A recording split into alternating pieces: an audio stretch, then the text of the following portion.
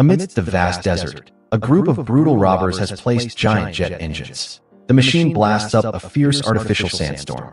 Their goal is to stop the convoy undergoing an emergency evacuation, carrying hundreds of lives to the safe green zone. So, what is the conspiracy behind their actions? Will they achieve their intentions? Action movie fans, please follow along with me. The story begins when an oil refinery in the Middle East is repeatedly attacked by a group of rebellious insurgents. Within just 1 week, the refinery suffered 2 attacks. Their main purpose is to force the refinery to hand over control. But messing with America's interests isn't easy. A special forces team is quickly dispatched to rescue those still trapped there. The commander of the special forces team is Feng. Here, Feng meets Professor Chang, the refinery's director. She quickly reports the situation and states that nearly 500 people, including staff and children, are currently waiting to be evacuated. Upon arrival, Feng immediately organizes his forces and gets everyone onto vehicles, determined to leave the danger zone as soon as possible. In another development, Chris, a muscular guy, is relaxing by practicing golf alone on his pickup truck. Suddenly, a car carrying a few rather aggressive-looking guys appears. The first one to get out is Henry, Chris's younger brother. He has come to deliver the money share from the previous job they just completed. While chatting, Chris excitedly suggests a nickname for his brother's crew, although no one seems thrilled with the name he proposes. After handing over the money, Henry doesn't leave immediately, but lingers to persuade Chris to join a new job. This time, the reward is 5 times higher than before. However, the more money, the greater the danger. This mission is to kidnap Professor Chang, who is about to be rescued by an agent from the insurgent-occupied zone. The leader of the rescue mission is the very person who caused Henry's team to fail a previous mission, capturing 5 of their men. This time, they must cross the desert of death to reach the Green Zone, a rare safe haven in the chaotic region.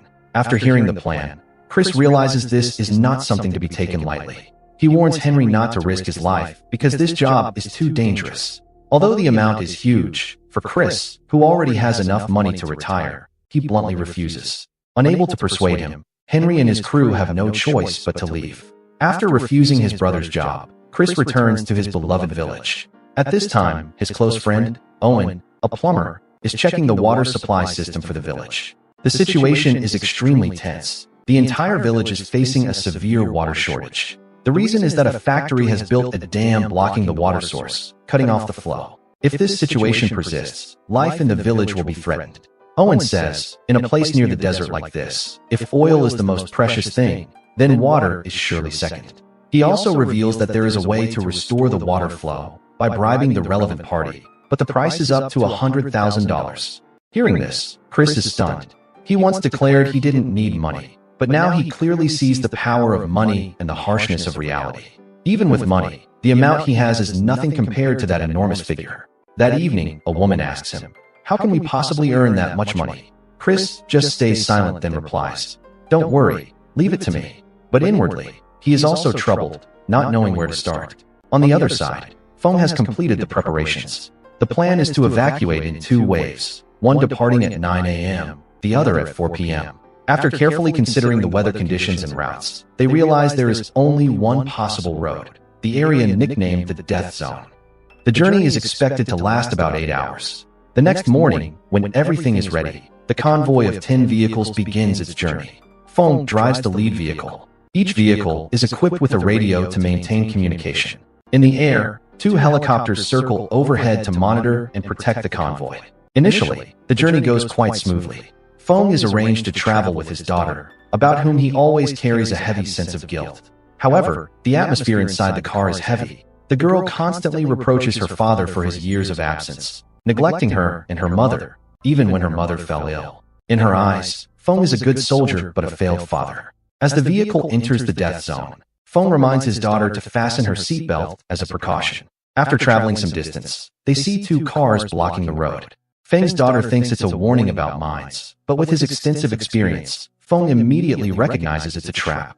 He explains, "They want us to stop, then they'll rush out from both sides. If we leave the vehicle, they'll attack." Feng doesn't stop the car. He drives straight forward. As predicted, the 2 blocking cars were rigged with bombs. Mines explode consecutively, turning the entire stretch of road into a sea of fire obscured by smoke and dust. Fortunately, with his seasoned command experience, Feng managed the situation in time, leading the convoy through the dangerous area without serious losses. However, upon reaching the canyon ahead, the entire convoy suddenly encounters a fierce sandstorm. The strange thing is, according to the weather forecast, there were absolutely no signs of a storm today. Feng senses something unusual, but if they stop to wait for the storm to pass, they will miss the evacuation schedule. Anyway, forecasts aren't always accurate. He decides to continue moving forward. The further they go, the stronger the storm becomes, with sand-laden winds blowing fiercely, reducing visibility to almost zero. The drivers are forced to turn on their headlights to navigate. However, the communication system between the vehicles starts malfunctioning. Just then, Feng's daughter sitting beside him glimpses a black object flash past in the sand screen. At that very moment, 4 dirt bikes and an armored vehicle suddenly appear, closing in on the rescue convoy. One of them approaches vehicle number 8, the one carrying Professor Chang. They shoot a rope with an iron hook onto the front of the vehicle and immediately attach a ladder to climb onto the roof. They detonate explosives on the dirt bike, causing it to explode, fly up, and crash violently into the front of the vehicle. One man smashes the front windshield, rappels down, and breaks into the vehicle. The other kicks open the back door and rushes in. In an instant, all passengers inside are subdued. Simultaneously, vehicle number 11 is approached by 2 other men in a similar manner. A female agent rushes to fight back. After a few blows, she is kicked out of the vehicle through the window. Vehicles number 8 and 11 are officially hijacked.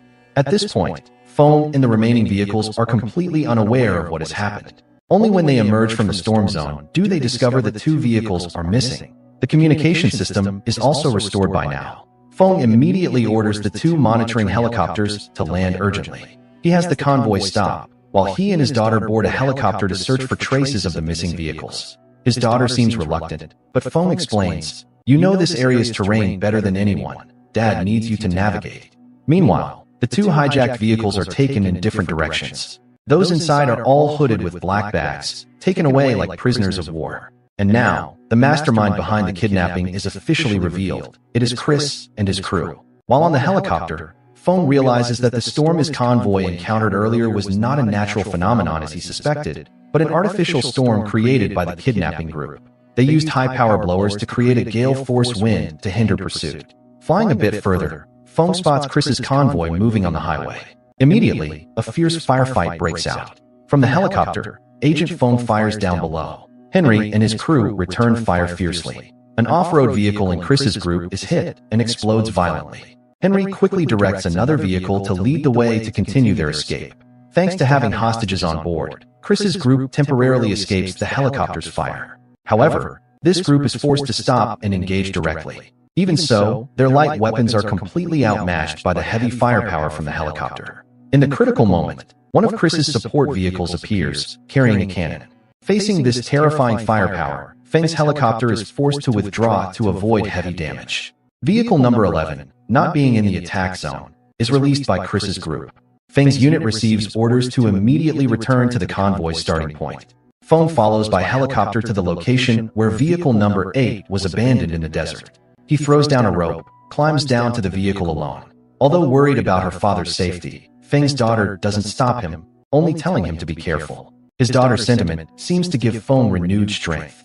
Upon reaching the vehicle, Feng receives news that 5 members of his group, including Professor Chang and the manager, have been kidnapped. As for Chris, after luckily escaping the firefight and returning to base, he starts to suspect and questions his brother Henry about who hired them. Just then, Owen, the mastermind, appears. It turns out, he is the one who hired Chris's group and is also the insurgent leader who previously attacked Professor Chang's refinery. In a private conversation with Chris, Owen reveals that he has worked in this region for many years but still lives in poverty, while others got rich quickly from oil. He wants to use this incident to change the situation, eliminate people like Chang, and return everything to people like him. Owen promises that if Chris just helps shake off the Chinese agent pursuing Professor Chang, he will live prosperously later. However, Chris is not convinced. He just wants to receive payment after completing the mission.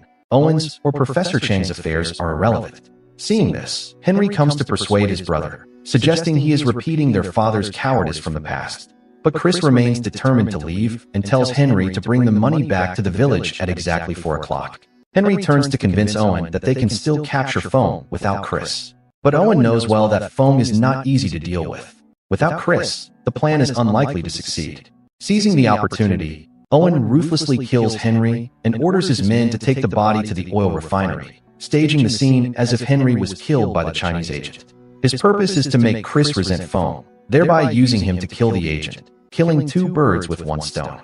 On his way back to the village, Chris is accidentally spotted by Feng's helicopter. Feng intends to follow, but the helicopter is low on fuel, so he is forced to land and walk to the village. Arriving back at the village, Chris feels betrayed. He angrily punches a mirror, feeling helpless. By 4 o'clock, still seeing no sign of Henry bringing the money as promised, Chris starts getting impatient. To kill time, he goes outside to play ball with a boy from the village. At the same time, Feng has reached the village gate but doesn't dare enter yet. Suddenly, the ball Chris is playing with hits Feng's leg. Looking at his attire and appearance, Chris quickly realizes Feng is the Chinese agent Owen mentioned. However, he maintains a nonchalant demeanor as if he knows nothing. After Feng leaves the village, Chris waits and waits, but still doesn't see his brother bring the money as arranged. Sensing something is wrong, he decides to return to Owen's base to find Henry and get his payment. Feng notices Chris's strange behavior and borrows his off-road vehicle to follow him. Chris reaches the base only to find it abandoned, completely deserted. Going deeper inside, he is stunned silent upon seeing his brother's body lying in the middle of the floor, alongside several other corpses. Seeing the wounds on Henry, Chris assumes he was killed by the Chinese agent. Sensing someone following, Chris quickly hides in a corner and suddenly attacks Feng from behind as he enters. Without a word, the two charge at each other fiercely. They are evenly matched, trading blows wildly. During the fight, Chris pulls out a knife to attack, but Feng manages to dodge each time. Both have reasons to hate the other. Feng accuses Chris of killing his men, while Chris believes Feng killed his brother. Each carries their own pain, their own grudge, so neither is willing to back down. After fighting until tired, Feng starts wanting to talk, to resolve things rationally. But before he can lower his tone, a group of French mercenaries suddenly bursts in. Feng quickly pulls the pin on the mine Chris has in hand, causing them to panic and flee in disarray. However, Feng predicts they will surely return to attack. Chris doesn't believe it at first, but less than a minute later, bullets rain in from outside. The two hastily close the door and find cover. Feng primes mines. Chris throws them out to counterattack. After a period of intense fighting and several near-death experiences, the French mercenary group finally retreats. Now, Feng points his gun at Chris, demanding he reveal the real reason he is here. Chris replies bluntly, "If I'm dead, you'll never know the truth." Unable to extract anything, Feng has to concede. They step outside but find Chris's vehicle completely destroyed, unusable. With no other option, the two decide to leave on foot. Before leaving, they blow up the base to erase any traces. On the way, Chris tells Feng the whole truth. Owen is the one behind everything. He not only kidnapped Professor Chong, but also killed Henry.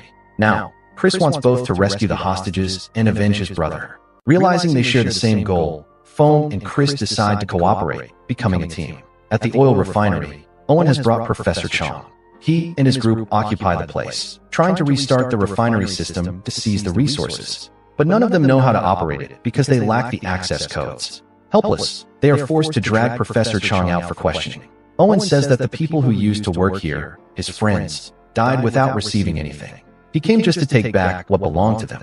No longer wanting to argue, Owen demands the professor reveal the code to start the refinery. However, she refuses and explains it's a complex process. Owen doesn't let Professor Chong finish explaining. They immediately drag out her son to threaten her. Seeing her son facing death, she confesses the USB is in her bag, but she doesn't remember where she left the bag. At this point, her son speaks up. The USB is currently in the bag of May, Feng's daughter. In another development, Chris has brought Feng and his daughter to the village where he lives, a sanctuary for many orphans. Here, the two men, former agents, suddenly become just like stage performers. They compete in clowning around, making jokes that have the children roaring with laughter. It turns out they once dreamed of becoming comedians, but were bound by the responsibilities of agents. Now, having the chance to be true to themselves, they savor every moment. While the two are enjoying themselves, Professor Chang's phone, forgotten in May's bag, suddenly rings. May answers, but the other end is silent. Unbeknownst to them, it is Owen tracing the call's signal to pinpoint their location. While the children are having dinner, Chris and Feng step outside to talk privately. Chris hands Feng a notebook May left behind. Thinking May is Feng's girlfriend, Chris is surprised to hear Feng admit May is his biological daughter. Their father-daughter relationship isn't great. Chris encourages him, saying nothing is impossible to mend. But Feng sighs. You don't have a family, you wouldn't understand. A battle on the battlefield isn't necessarily as complicated as matters at home. Chris also opens up about his past. He used to be an agent with his father and brother, on a mission on the road of death. Although his father refused, Chris convinced him to take the job. As a result, his father died right before his eyes. Since then, he carried the burden of guilt, left the organization, and came to this land to live in seclusion. The conversation is interrupted when Feng hears a strange noise. Sensing danger, he immediately signals May to take the children and hide. As predicted, Owen's henchmen have laid an ambush. The target is the USB in May's bag. Chris and Feng split up, each heading in a different direction to hunt down the enemy. Although the attackers are equipped with modern weapons, they are no match for the two seasoned former agents. With their superior combat skills, they easily take down the enemies one by one. When the villagers discover the attack, they don't just stand by. Even though they are just civilians, they grab sticks and machetes to stand up and protect their village. Amidst the chaos, one of the attackers pulls out a grenade, threatening to blow everything up if the bag isn't handed over.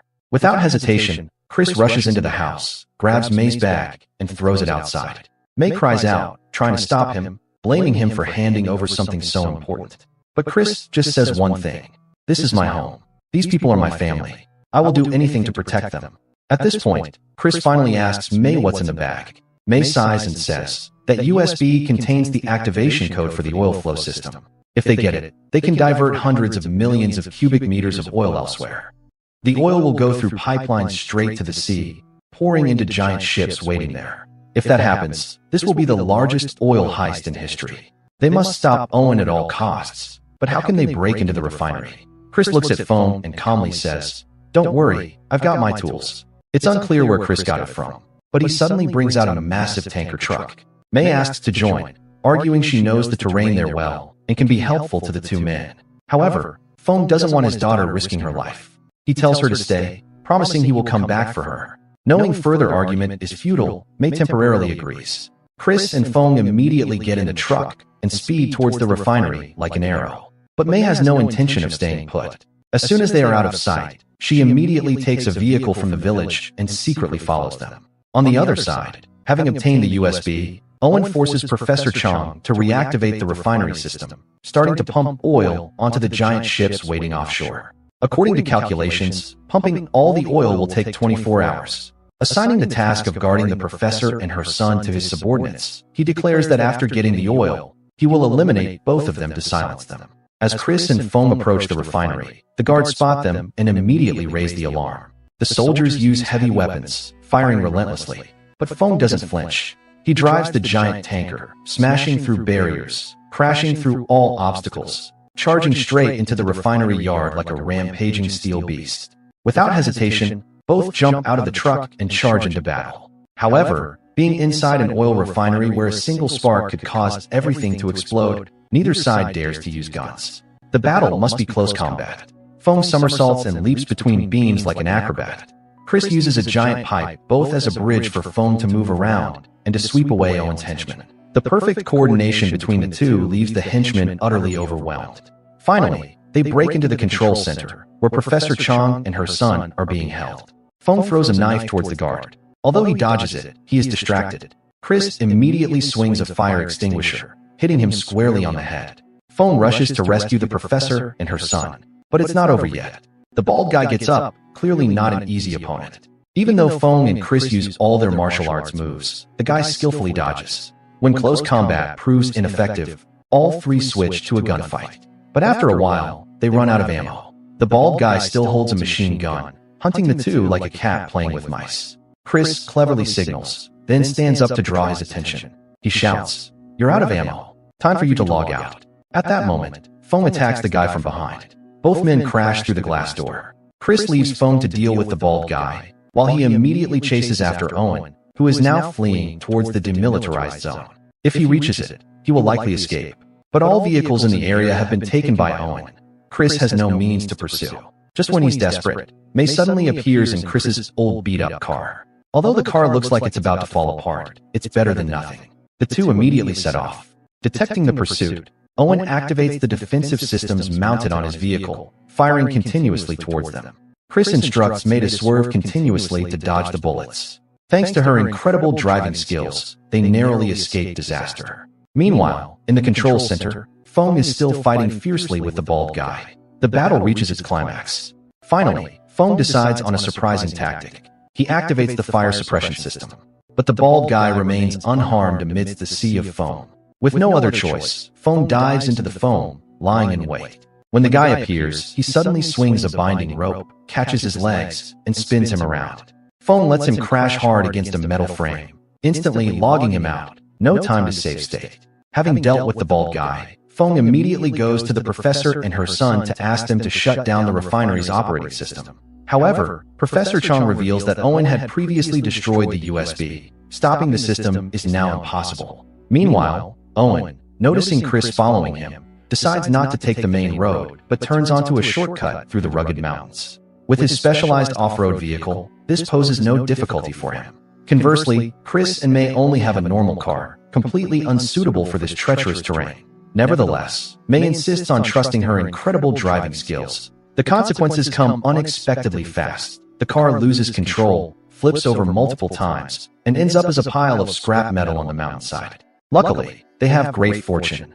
Thanks to ancestral blessings, the two miraculously survive. Just then, Feng arrives in the massive tanker truck like a savior. However, the enemy is too far ahead, and the giant truck is too cumbersome to catch up. As they are about to cross the border into the demilitarized zone, meaning they are close to escaping safely, Feng cannot just watch. He suddenly boosts the truck's thrusters, deciding on a life-or-death gamble. Upon seeing Owen's convoy, Feng doesn't hesitate, ramming straight into one of their fuel tankers.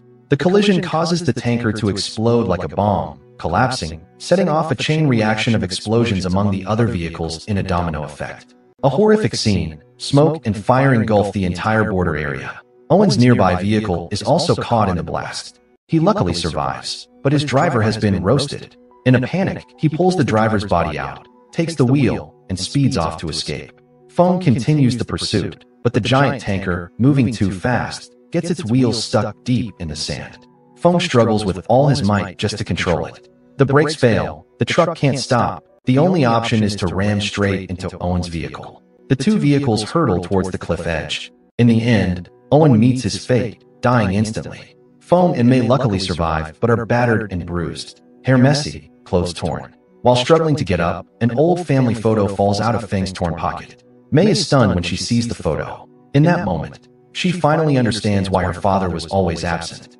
He hadn't abandoned her. He was doing the work of an unsung hero. Though far from home, Feng always carried the image of his daughter and family in his heart. That's men for you. Not good at expressing affection verbally, but always keeping what's important in their hearts. In that moment, May no longer blames her father. She throws her arms around Feng. Just as the two are sharing a touching moment like a scene from a Korean drama, Chris suddenly appears, grabbing Feng's leg, provoking unexpected laughter. Seeing he's still alive, both Feng and May are overjoyed and quickly pull him up from the cliff edge. Having just escaped death, Chris immediately declares humorously, "I'm single, clean, no STDs, applying to be your son-in-law." It's unknown if Feng nodded, but with a potential son-in-law who's skilled in combat and loves kids like this, surely no father could refuse. The movie has come to an end here. How do you guys feel?